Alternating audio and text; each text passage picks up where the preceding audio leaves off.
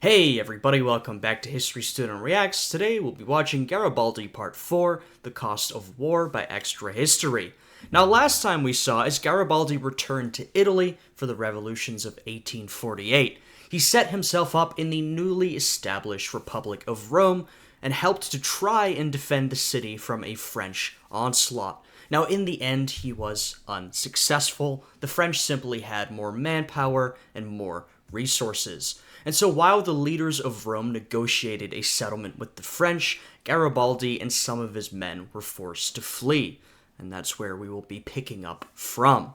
Now, before we get into this one, I'd appreciate it if you guys would leave a like, subscribe, and check out my Patreon. It is linked down below. Now, with all of that out of the way, let's jump right into this reaction. Garibaldi carries Anita up the stairs of the farmhouse, calling for a doctor. She's pale, foaming at the mouth. They've been on the run for weeks, and she's 6 months pregnant with malaria.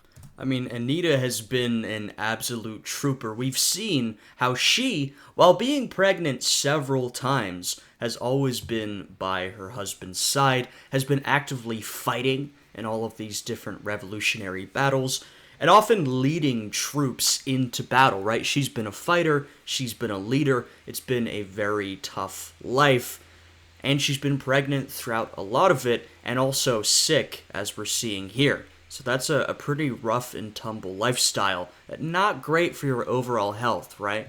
When they'd left Rome, Garibaldi had 4,000 men at his back, but now it's just he and his wife. For weeks, his red shirts skillfully evaded enemy units, but after the Austrians finally caught up to them, he released his soldiers from service after a short skirmish. For his troops had no food, worthless paper money, and were reduced to confiscating rations and funds from peasants and convents. Finally, his remaining followers kidnapped several boatmen and insisted on being taken to Venice. But when the Austrians... Yeah, this is the sort of classic revolutionary to bandit pipeline, right? You're a revolutionary, you're forced to retreat into the mountains or into the countryside, but as your supplies dwindle and your money dwindles, you're forced to, take some resources, food, money from the local peasantry. They become increasingly more angry at you, your support ends up declining among the population, and sometimes groups like this will straight up become bandits. It sounds like Garibaldi sort of put a stop to it before the transition fully occurred, but there are lots of examples of sort of ideological revolutionaries who just become straight up bandits, robbing peasants throughout the countryside in lots of different countries.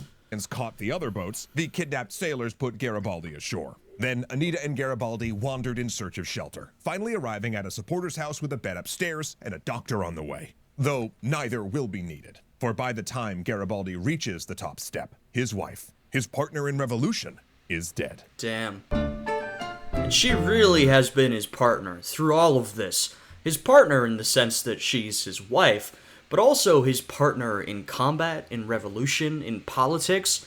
Like I said, she's been at his side, leading troops, fighting in battles, right every step of the way.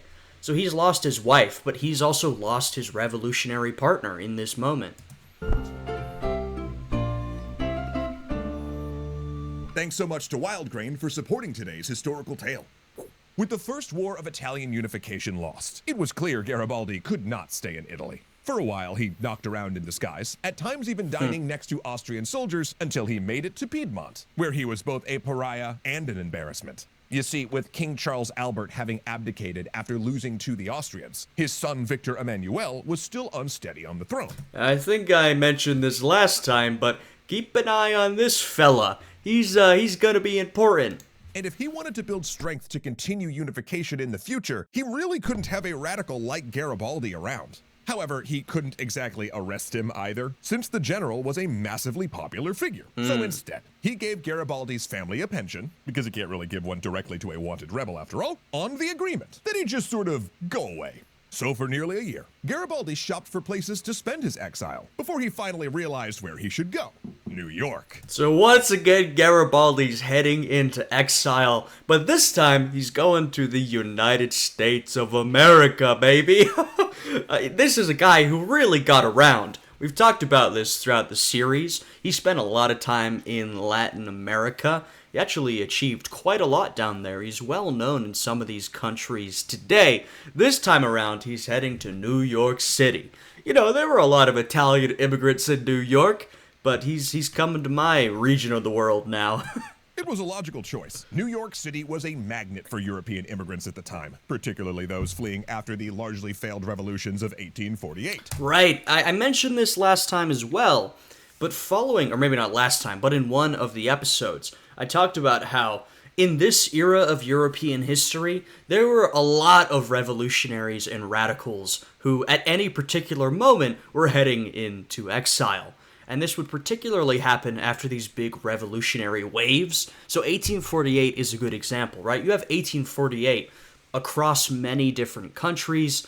The revolutions mostly sort of fail or maybe come to a stalemate. And so you've got a lot of radicals and revolutionaries who have to get out of their home countries. And a lot of them, in this case, will head to the United States. A lot of Italians, a lot of Germans in particular. There's a big wave of German immigrants. They're actually called 48ers, right? They come over because of 1848, and they come and settle in the United States.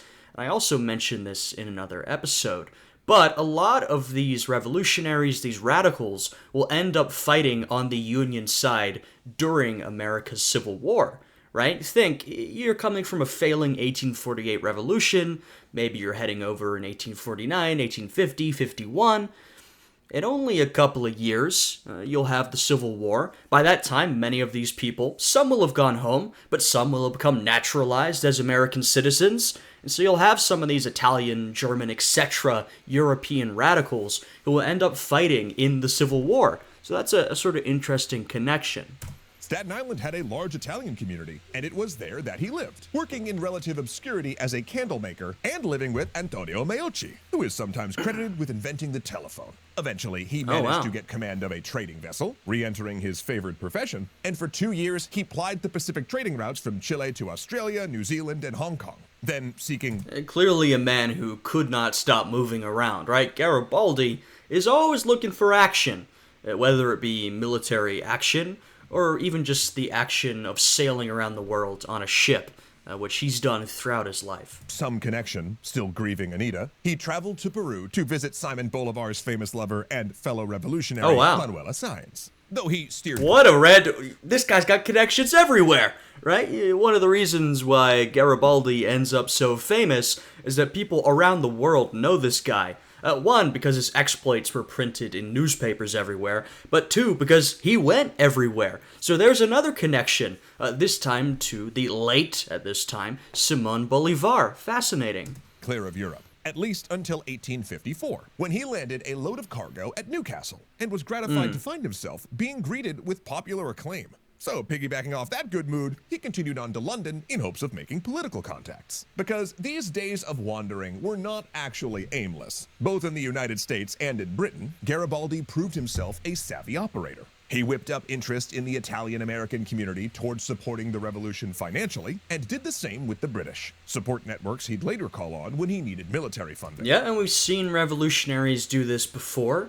You can think back to the Simón Bolívar series, right? A lot of those revolutionaries, radicals, who were fighting for Latin American independence, when they weren't able to be in their home countries, you can think of someone like a Francisco Miranda, who was so important to building up to those revolutions. What were they doing? Traveling around Europe, often Britain, maybe the United States, traveling around, building networks of support, raising money, finding allies, right? So this is something that these revolutionaries would often do, and Garibaldi is doing the same thing here. Garibaldi especially admired the British, or at least that's what he told them, piling huge amounts of flattery upon the British government, its people, and studiously avoiding controversial positions. Right. For instance, when asked if he supported Irish independence, he said no. Nor did he criticize the British government for its actions in the Great Famine. Right, and this is something where, maybe Garibaldi would have liked to have taken a stand. It's not the most principled thing, right, to sort of sidestep these questions, but Garibaldi's fighting for Italian unification. He has his goal in mind, and so sometimes you have to be practical. right? You have to pick your battles. It's not always worth it to pick a fight on every particular issue. This was partially due to his anti-Catholic bias, since Garibaldi often cast the church as his enemy and was known to seize church property. Oh, interesting. But it was also a canny move to keep the British. What was Garibaldi religiously then, right? Because he is Italian. I would have assumed he was Catholic. Maybe he was, but he was just sort of against church hierarchy. I mean, maybe someone can inform me where Garibaldi landed politically. Maybe some type of Catholic, not satisfied with the church. Protestant, perhaps? I don't know. Maybe sort of irreligious? I'm unsure, but I didn't know that about him. British in his corner. Also in Britain, he made contacts of a more secret nature. Himself a Freemason, he paid special visits to British Masonic lodges, giving him more access to more powerful circles, like an introduction into the Ordo Extra Historia! No? Too Wow. much? Sorry. Anyway. Well, secret societies were still a big thing in this moment. If you're talking about sort of the late 1700s through the kind of mid to late 1800s, secret societies were a big thing, right? The Freemasons are a good example. Though the Freemasons were never behind as many things as people thought, right? The Freemasons were mostly sort of an upper class social club. And so there were a lot of influential people who were Freemasons, right? Because the organization contained a lot of upper class influential people. But the organization itself, it's overestimated how influential it was. Even at the time, in the United States, right, a lot of influential people, a lot of the founding fathers, for example, had been Freemasons. But there had been a kind of a popular uproar about these secret societies. Like today, people found them responsible for all types of different schemes. And there had been sort of popular unrest, a popular movement against secret societies in sort of the 1820s, 30s-ish. And so a lot of these secret societies had become less influential in the US because there'd been a popular backlash. But you still had influential secret societies, especially throughout Europe. You had the Carbonari, for example, in Italy. That was an influential network of secret societies. We saw that Garibaldi joined Young Italy earlier in his life. So these secret societies, they were an important part of these revolutionary movements throughout Europe, but often other secret societies than the Freemasons. Though the Freemasons did play some sort of role. Right. Garibaldi returned to Italy in 1854, the political situation having outwardly calmed, in order to claim a large inheritance from his brother. Seeking a place to settle with his children, he bought the northern half of an island near Sardinia and built a sprawling South American-style farmhouse. And there, he lived a quiet life, taking guests and corresponding, shaping the autobiography he'd co-author with Alexandre Dumas, his romantic companion during this time. Another mention of Alexandre Dumas. He pops up frequently in this story. Was a German journalist and novelist, writing her own biography of Garibaldi. He actually proposed marriage to her 3 times, but she refused him each one, herself having been married twice before, and also Garibaldi had just fathered a child with his servant, so yeah, you can kind of see where she's goodness. And this is where we should probably discuss a topic we've been skirting around the last 3 episodes: the myth of Garibaldi. Giuseppe Garibaldi was an enthusiastic promoter and fashioner of his... Yeah, I mean, we've sort of talked about this, right? We've talked about how Garibaldi became very famous both during and after his lifetime. He traveled around a lot, and he accomplished a lot. And, as we saw, his exploits were always taken up by the newspapers because they were exciting. But, this is sort of sensationalist journalism, so a lot of his exploits were sort of exaggerated, even at the time. And you can imagine as his life continued, and especially after his life, those exploits continued to be exaggerated. I mean, especially when Risorgimento, the unification of Italy, really kicks into gear and is successful, Garibaldi becomes an even more famous character, right? So, the myth of Garibaldi, something that was around at the time and would continue and grow afterwards, something that, he was definitely not opposed to, right? He liked to exaggerate, or at least allow for the exaggeration of his exploits. This is something that is definitely relevant to his story, especially relevant to us retelling his story, because you have to step around a lot of these myths. And it's not so different from a lot of famous leaders or fighters or revolutionaries. Think of other really famous individuals like a Napoleon Bonaparte, right? He's far more famous than Garibaldi. There are so many myths surrounding his life. So you get a similar thing with Giuseppe here. His own myth. Many of his adventurous episodes from his life, some of which we've recounted, come solely from his autobiographies and at times defy logic. For instance, did his wife Anita, when 5 months pregnant and extremely ill during the siege of Rome, really give a rousing speech before helping lead a crucial last-ditch defense? I mean, probably not. Likewise, some of his battles, told as epic, bloody clashes, would involve suspiciously few casualties. So, was Garibaldi a lying liar who lies? Was he not the hero he's portrayed as? Well, for our part, we think that's not the most interesting question. What gets our noodle baking is why Garibaldi portrayed himself this way. He was an extremely brave soldier and political idealist, but more than anything, Garibaldi was also a showman. He was a great communicator and worked hard to project an image that would attract international attention, funding, and recruits to the cause of Italian unification. Yeah, I don't think it's that crazy that he would exaggerate his own exploits. There's a couple of things, right? There's maybe a personal aspect to it. Maybe he was someone who personally wanted honor and glory and recognition. A lot of these famous people are, right? How do you become someone in such a famous position? Well, you're someone who seeks that. So there's that, right? There might have been some personal stuff there. But also, if you think on sort of a practical and political level, Garibaldi is fighting for a cause. Italian unification. Risorgimento. And to fight for that cause, he both literally fights for it, like, battles, but he also brings attention, money, and support to the cause. That's a big part of what he's doing as such a famous figure. And so, if he needs to exaggerate some of his exploits or build up the myth of Garibaldi in order to gain more supporters, more money, more resources, it makes sense to me that he would do that. And once again, like I was saying earlier with him and the Brits, it may not be the most principled thing of all time, but he has a goal that he wants to achieve, and so he's willing to be practical to do so. And that may include a bit of dishonesty, but I'm sure he would tell you that it's absolutely worth it to achieve the broader goal. And, I think he's probably right. If that is your goal, to unite Italy, I don't think you're going to be worried about a bit of over-exaggeration, right? He knew how to strike a heroic pose, to give a good speech or an action hero one-liner, how to take a good photograph, and especially how to shape media perceptions of his actions and revolutionary mission.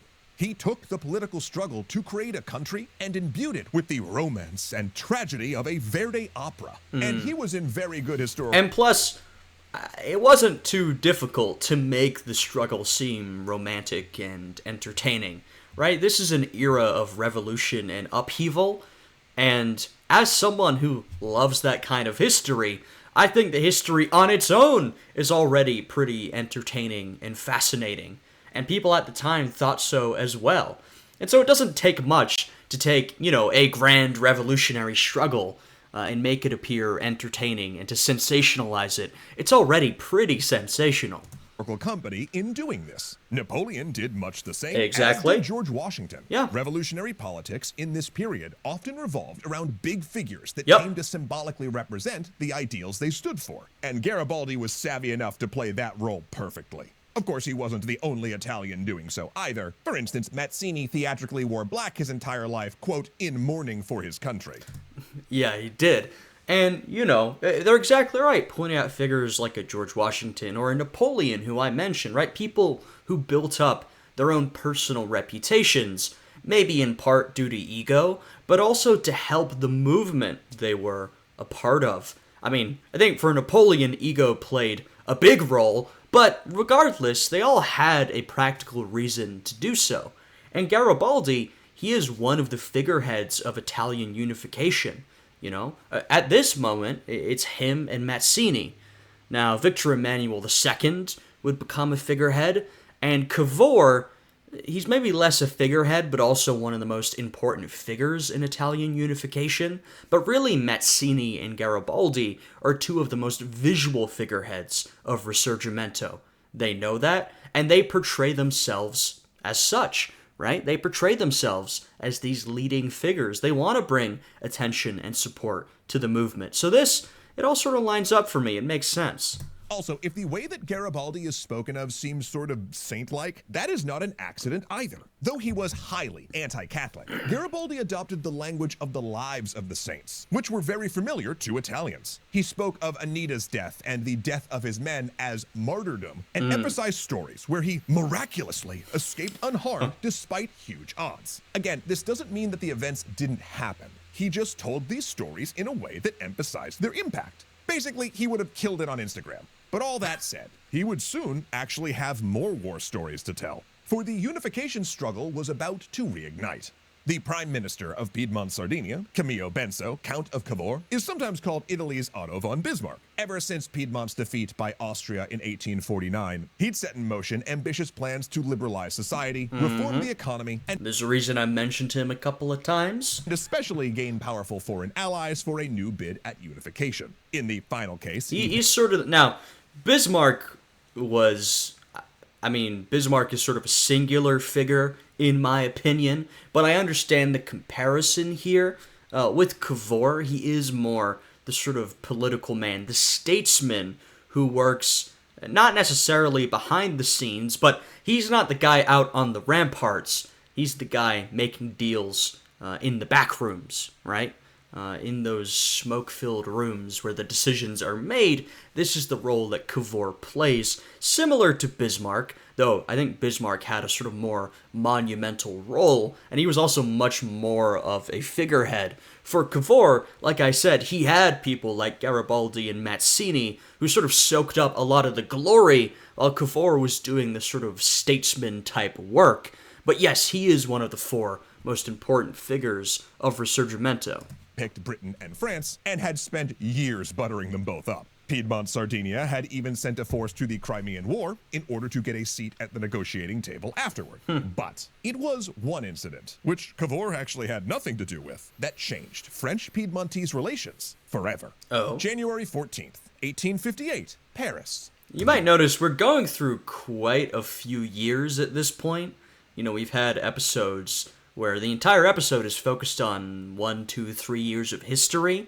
But at this point, you know, we talked about Garibaldi coming back 1848, being in Rome, I think 1849, 1850. Now we're in the late 1850s, so we're kind of moving pretty quickly through the timeline. I was wondering how much this series would cover. I thought that we wouldn't get through Italian unification, you know, the entire process. But with the speed we're moving, we might actually do it. Though it's worth remembering, this is a sort of grand historical process that takes decades. There is so much that is being left out here. That's not a critique, I understand. They've got a certain amount of time and a certain number of parts to fit the story into. But just remember, we are covering an incredible amount of history in a very sort of zoomed-in fashion. Napoleon III and his wife chat in their carriage on the way to the opera. Now, Napoleon III is he's an interesting character. There's a lot you could say about the man. I think in the end, he sort of ends up being more of a punchline than anything. No offense. You know, in the beginning, when he takes over, there's a lot of expectations heaped upon him because of his famous relative, Napoleon Bonaparte. People think he'll be a great leader, a grand reformer, all these types of things. He ends up mostly disappointing those expectations. Not to say he had no impact or he did no reforms. I don't want to downplay his influence, but he certainly doesn't live up to Napoleon Bonaparte. And he ends up disappointing, especially some of those liberal reformers who had some hope in the beginning. And he has interesting influence on sort of foreign policy throughout Europe. His actions, sometimes mistakes, end up having a pretty significant influence. So he sort of, in a way, takes a stand for sort of the self-determination of foreign nationalities.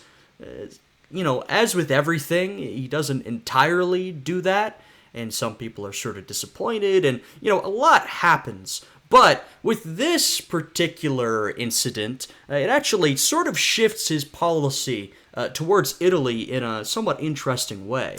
They're seeing William Tell, a piece by the Italian composer Rossini. Napoleon likes Italy, even supported Italian unification in his youth. Now, however, things are more complicated. Right, like I was saying, there's sort of high expectations initially, but Napoleon III doesn't end up coming out as sort of a grand radical who supports revolution across Europe. In some cases, perhaps so, but, not in the way that some of these more liberal supporters might have hoped. But in terms of Italy in particular, like I said, we'll see what happens here.